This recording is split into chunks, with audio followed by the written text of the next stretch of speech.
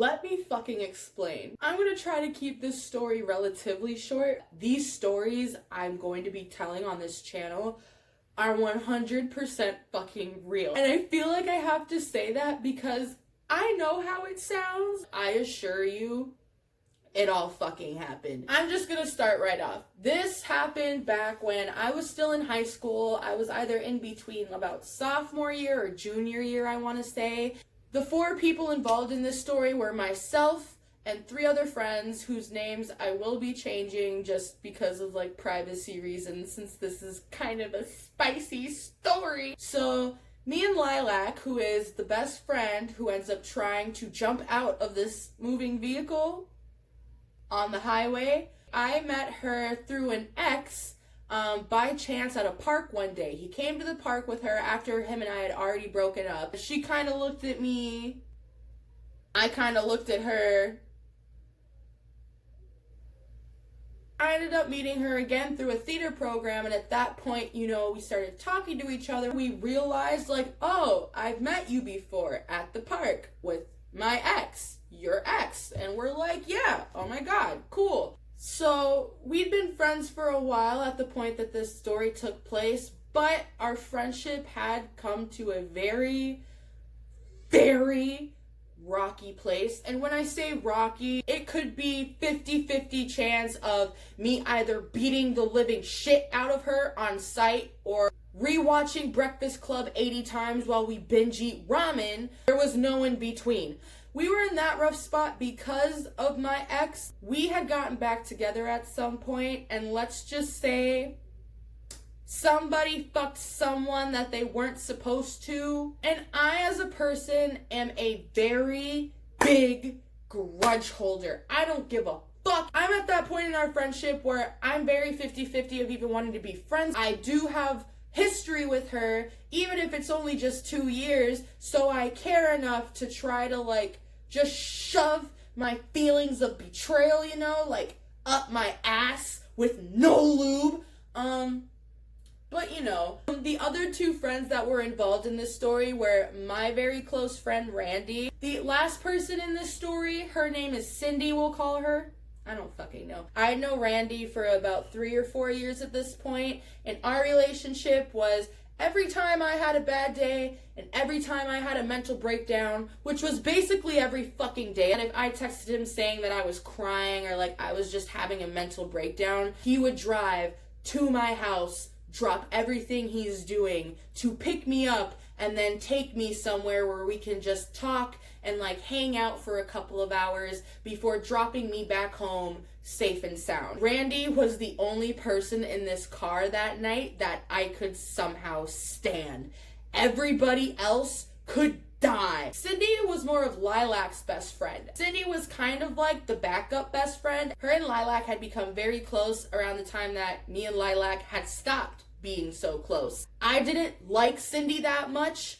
I just tolerated her because I don't want to shit on your friendship, so I'm gonna keep my fucking mouth shut, and if I'm spoken to, I'll say something and we'll have a good time. The night started off because I was going through a rough time, and Randy, as he always did, just wanted to make it better for me. I was already supposed to be spending the night at Lilac's house. He picked both of us up, and then we also picked up Cindy. His plan was to not have a plan besides having fun. Once we all meet up and get into the car, as soon as he sees me, he can tell it's one of my worst days. He keeps me in the front seat with him at the beginning of this night because he knows that I'm highly irritable and highly ready to just stab everybody in the neck with a fork if the slightest thing goes wrong. So he figured it would be best to not put me in the back seat with 2 girls who I can only stand 50% of the time. Everyone at first is just kind of like, you know, joking around, except for me. I'm just sitting in the front seat with my seatbelt on, waiting for this shit to become worthwhile. I had no plans for that night, obviously, but it's like if something good can happen, I'm waiting. It ends up coming about that Cindy wanted to try to go to a club.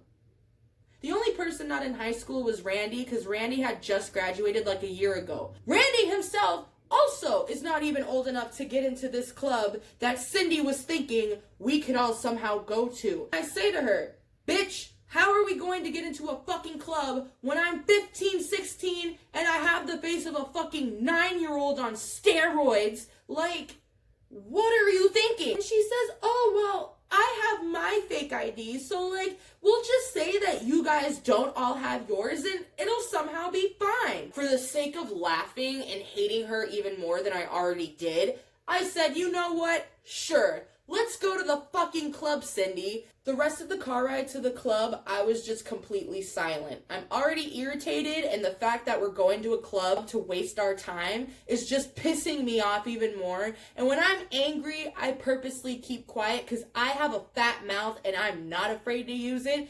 And it ends up putting people in situations like we will later get to in this story. This is supposed to be fun. This is supposed to be a night worth my while to keep me from wanting to run face first into fucking oncoming traffic.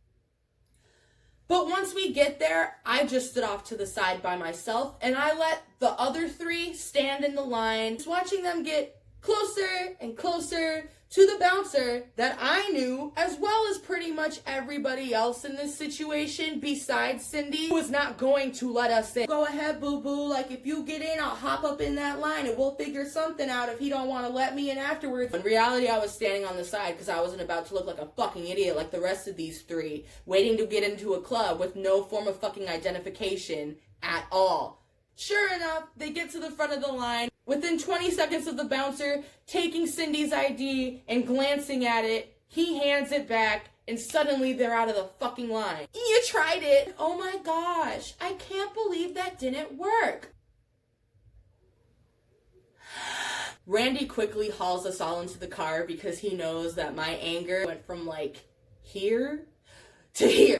But I didn't say anything. She wants to go to a second club. Lilac is in the back seat just trying to be a good friend and like hugging me from the back. Don't worry, like this will all be okay. Just trying to be positive. But me and my nihilist ass and I'm just like, stop choking the shit out of me from the back seat. But I couldn't say that. Somehow, even though Randy's intent was to steer Cindy away from the idea of going to the second club that she knew we could get into, he ends up being persuaded, like, okay, let's go check it out. It's a 20-minute drive. I'm just like, I don't give a fuck. I like completely shut down at that point. I'm on my phone. I'm not engaging in conversation until Lilac starts obnoxiously laughing in the back seat. Lilac and Cindy had already been pre-gaming at this point. They had some vodka that Cindy had snuck in a flask. Lilac has a very obnoxious laugh to begin with, but when she's drinking or smoking or under any form of influence whatsoever, it goes from obnoxious to like obnoxious.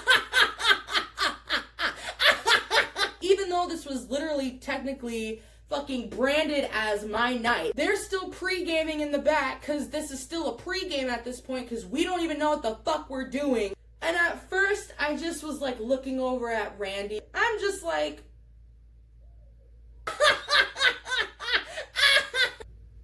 I just completely became immature, as I always do. Anything she did, I would amplify it by 20, whether she was laughing or speaking. And this bitch is in the back seat, halfway passed out because she's been drinking. And then this other bitch is back here fucking laughing like a goddamn hyena on steroids. So I'd laugh too. As you can guess, that got very fucking annoying for her as well. She kind of just tells me, what the fuck is your problem? Mind you, I still have a lot of grudges against Lilac. I really want to say, my problem is that you fucked my ex-boyfriend and I have to sit in this car with you, but I can't say that. So I just tell her, I'm still sober. That's all. But I don't stop what I'm doing. Talking, laughing, whatever it be. I'm mocking her. Like, and then at school today? Oh my gosh, and then at school today? And she says, why are you such a bitch? And I stopped, I said, oh, I'm the bitch? I wasn't fucking aware. A soda can comes beaming towards the front dash and splashes all over me. Bing! Oh, hell no!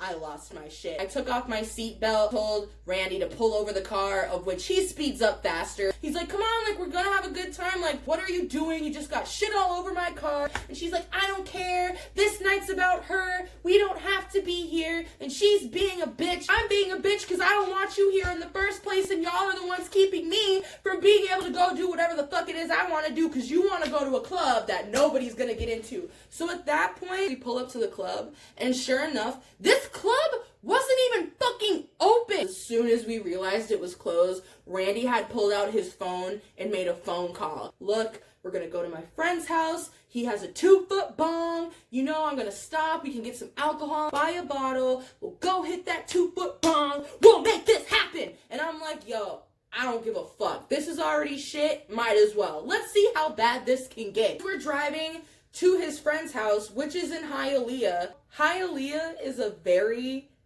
50-50 neighborhood. It's either very nice houses with gates in front and papaya trees and coconut trees, or it's like crackhead Jimmy like fucking scratching himself on the corner asking you if you want to buy a dime. A dime of what? I don't fucking know, but based on how that nigga's scratching, no bitch, I do fucking not. So it's a long drive on top of an already long night of nothing happening. I'm still sober. So as we're driving, Lilac makes her half-assed apology. Everybody's kind of chilling. At this point, though, Cindy had started passing out on and off in the back seat. She'd been pre-gaming harder than anybody else in the car. Lilac says, I can drink you under the table. I smoke 3 blunts and I never get high. Whatever. Speaking of which, before we get to the part where we arrive at the house, I feel like I should emphasize the fact that the only people that were heavy smokers in this situation were me, Randy, and Cindy. Lilac did not smoke for shit. She always claimed that she couldn't smoke weed because it didn't get her high. Anyone who smokes is just like, yeah, fucking right. So we pull up to this fucking house in the middle of the ghetto side of motherfucking Hialeah. So we get out of the car. Randy texts his buddy, hey, we're in the front. Come get us, because his house had like one of those flimsy little gates. He didn't just want to like walk in there. He said he'll be right out. Just give him a minute. So as we're waiting outside, like propped up against the car, Cindy had to get back into the car because she was so out of it that she was already like falling all over herself. But she was still hanging. What's funny was she was more chill than Lilac was. And Lilac wasn't even half as fucked up as fucking Cindy was. So as we're waiting for Randy's friend to come to the front, I'm looking over to the side by the one street lamp that's like a block and a half away, and I see a man with dreads walking right fucking towards us. I turn and I look at Randy. Yo, check out 3 o'clock. And he just looks over, he's like, oh, it's fine, he's probably just walking, because he was on the other side of this fucking street. All of a sudden, once he gets onto our block, he crosses the street to where we are standing. And I'm like, hell no.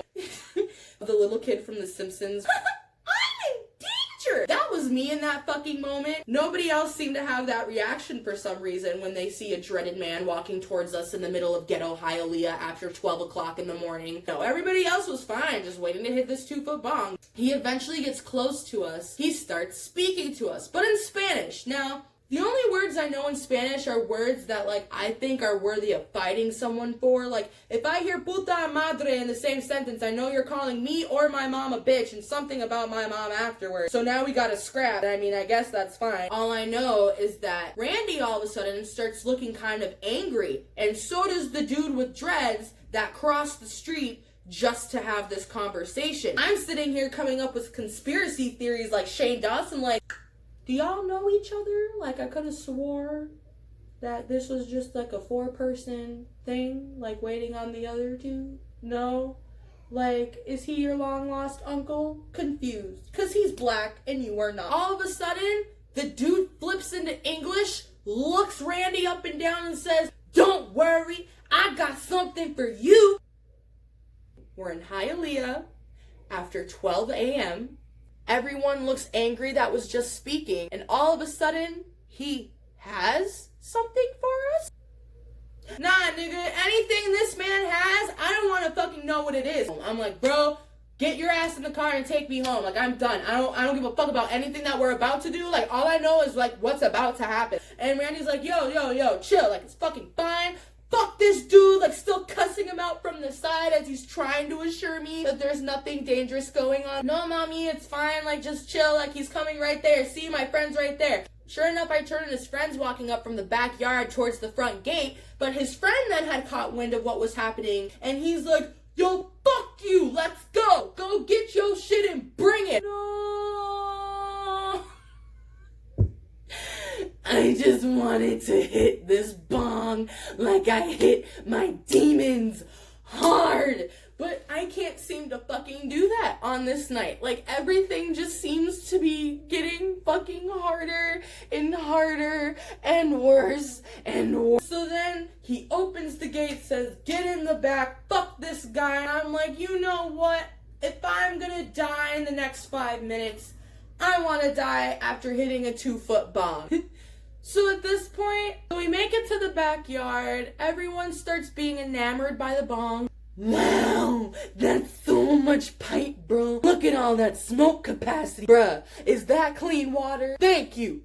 Thank you for putting some clean water up in this bitch. Like, everyone's just kind of geeking about the 2-foot bong. Like, I was like, it's whatever. I then realized that his friend had snuck off back to the front, and all of a sudden I hear some more yelling, and then there's a slam, and nothing else came from that dreaded guy from the rest of the night.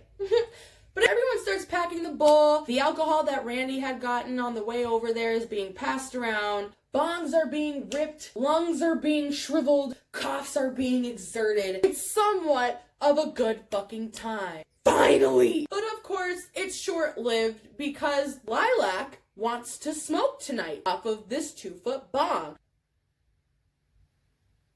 Me and Randy are very mischievous people by ourselves. When we're together, we're even worse. So we hear this girl who normally is always boasting about the fact that no blunt is fat enough, no joint is long enough. So we're like, oh, a 2-foot bong, that might do the fucking trick. But do we stop there and say, well, she's already gonna be high?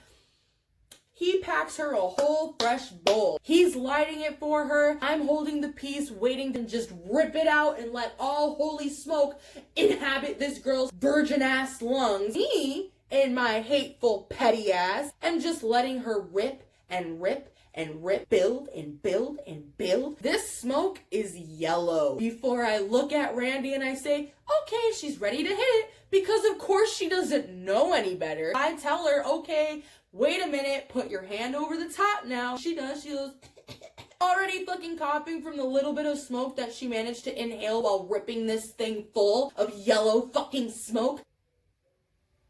And I just say, okay, empty your lungs and take the fattest hit possible. And she does. She fucking died.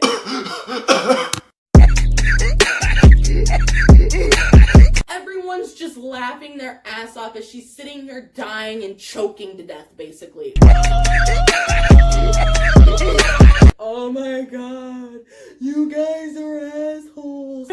Yeah, we sure fucking are. But after everyone's like decently okay to like go on to the next location, we decide to pack up our shit and get back in the car. This car ride back would be the car ride where Lilac almost jumped out of the fucking car. I was no longer sitting in the front seat. Cindy was so fucked up that Randy wanted her close to him so he could keep an eye on her in case he had to pull over so she can fucking yak her guts out. Bruh. Which didn't end up happening. She was fine. At this point, we're heading back to the beach so Randy can drop us off and, like, you know, go the fuck home because he has work in the morning. All three of us had lied to our parents back at home saying that we're staying at the other person's house, so we could not go home. I'm in the back seat by myself, just me and Lilac. I'm in a better mood now. Like, I'm not as irritable. I'm not as mad. Could I still flip at the drop of a hat? Sure. But I mean, you'd have to say some really annoying or stupid shit to get me to that point. Of course, she manages to say some really stupid and annoying shit to get me to that point. Lilac was so fucked up at this point that she was just blatantly white girl wasted. Oh my god! Hi! Did you see that guy? Fuck your girlfriend!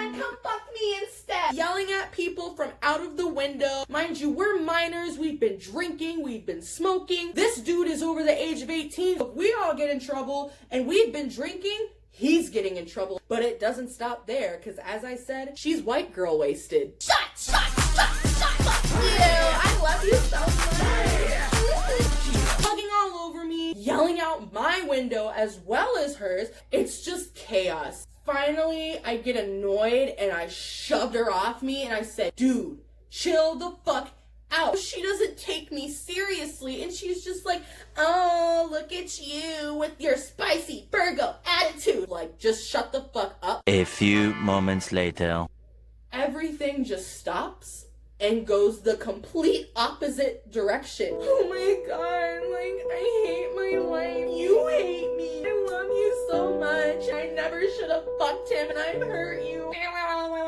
Diarrhea of the mouth. I feel like 2% bad because I know she's fucked up. It's partially my fault. And I say, I don't hate you. You just need to chill. Like, we don't want anybody to get arrested. And she's like, okay.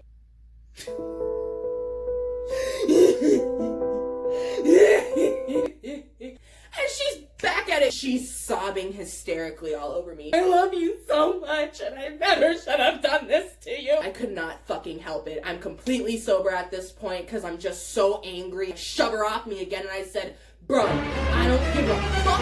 Shut the fuck up.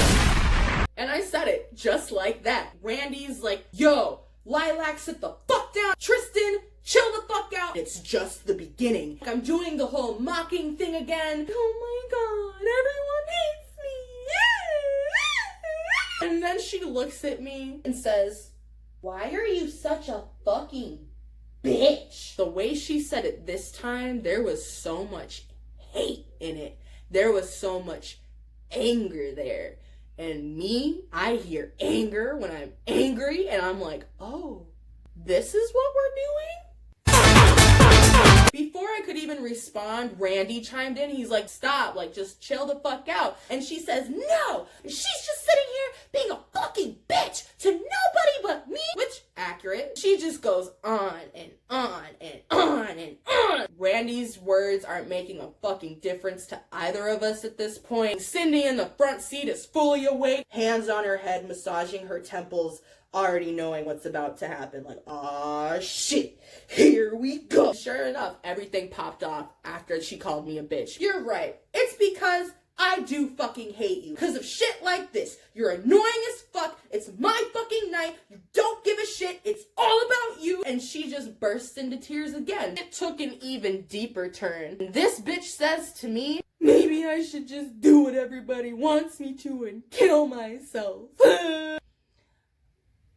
I'm like the #1 person to joke about killing myself, but the reason why this hit me so hard was because not long before, I had tried to fucking kill myself. And she knew this, so she says this so fucking blatantly out in the open, and I just completely lost it. If you want to fucking kill yourself, you go right a fucking head. You want to open that door, I'll unlock it for you. I will give you the shove out the fucking door, and you can do the rest, and you can lay there, and I won't turn around. I won't fucking help you. I won't call your mother. You can sit there and wait for somebody besides me to give a shit, because I'm done. You want to kill yourself? Fucking go ahead. See you in hell, bitch.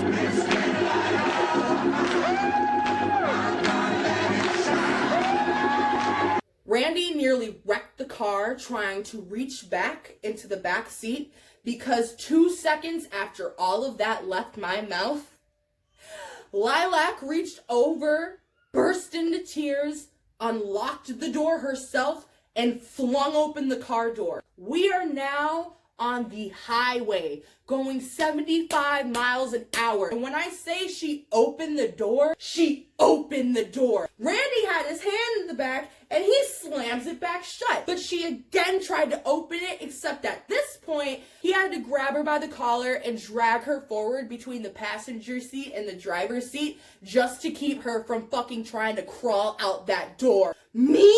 I was waiting for this bitch to jump. She was so serious, and I was so uncaring. He pulls over the car. He has to take her for like a 10-minute walk to get her to calm down. They finally come back to the car. Everyone sits down, buckles the fuck up, and the rest of the ride to that beach is silent. Nobody said a word. Nobody barely moved a muscle. Music was playing, but nobody was jamming. And I'm feeling fine. Like, I'm still irritated, but at this point, I said what I needed to say. I exploded for the night. I'm Gucci. Making my way through the hood, sipping this yak. Niggas about to get blown with the Mac. I didn't fucking care. We get to the beach. We get set up on the lifeguard stand. Both Lilac and Cindy just like fall asleep on either side of me. Randy had stayed a little bit just to make sure, that we were settled and okay, because we were the ones who had to stay out here. He was going home before he had to go to work in like 4 fucking hours. He looks at me and he's like, "Are you good?" And I said, "As fine as I can be as a fucking babysitter." And he laughed, dapped me up, said, "See you later," and he left. Later on, we would obviously apologize for both of our parts in this fucked up situation. Me more so than her because I was just so extreme with my reaction. But things eventually got so bad between me and Lilac that we stopped being friends for a couple of years. It was only actually about 1.5 years ago that me and her kind of mended what we could mend from all the shit situations that we had gone through as teenagers.